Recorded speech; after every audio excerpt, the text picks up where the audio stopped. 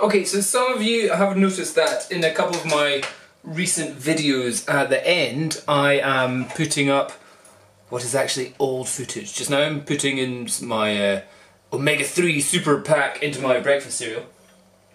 Some people say, oh, that's old footage whenever you were totally ripped. And I'm like, yeah, you're totally right. However, what I would say is that I'm still very happy with my body.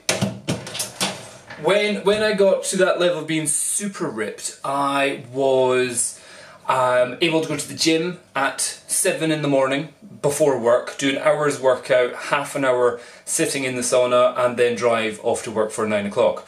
I didn't have a child to look after, I didn't have back problems, and I was able to do heavy weights and high intensity exercises.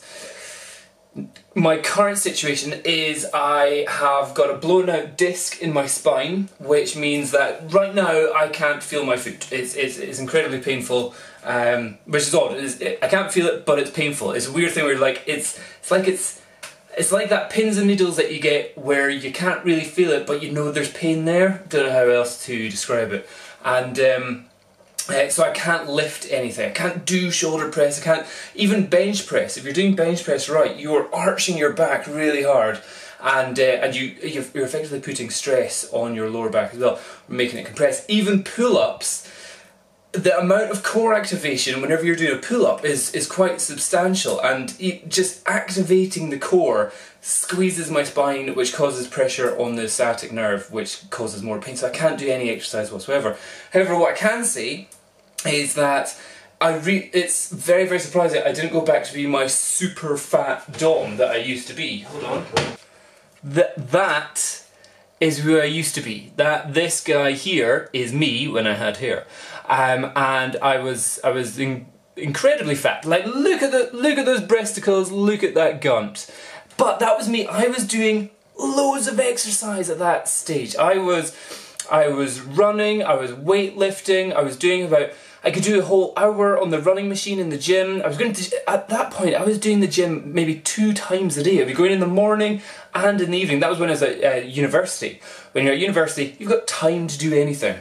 But bizarrely, I just couldn't stop getting fat. I didn't think I was fat. My wife, well, my girlfriend at the time, didn't think I was fat. She didn't notice it until we took this photo, and it was like a magic trick when, like 2 months later, we'd get the photo developed in the olden days where you had, no, actually it wasn't, this is a digital picture, and I was like, who's that fat bastard there? I'm like, oh, that's me. So I just do not recognise that guy at all. So what I did is, after I saw the picture, I was like, I'm going on a diet, and I lost a lot of weight by simply, this is bad advice here, I went on the Atkins diet. So this is well before my veganism, and I lost a lot of weight, and had a pretty good result from that. But then, you know, you go up and down throughout life, but the difficulty just now is for me to, like, my diet, although I promote healthy eating, I still love chocolate, I still love crisps. And honestly, if I'm left to my own devices, I'll just, like, for lunch, I will just eat chocolate and crisps and Diet Coke.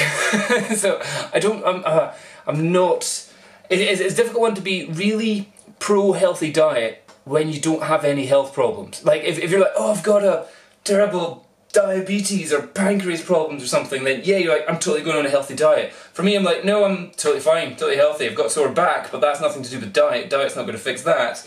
And so it's difficult for me to really, and also because I'm not exercising, like if I'm wanting to exercise, I'm wanting to become stronger and fitter and faster and all that kind of stuff, then yeah, I would be like, oh, I've got to stay on a clean diet, got to be doing this, but I'm not. I'm just like, nah, I'm trying to maybe go for a couple of walks a week, maybe try and cycle, go to the swimming pool once or twice a week. That's about it. So I'm not like, hey, focus to get super fit, super strong, super lean. It's just like, nah, I'm just living the life of a dad and a husband.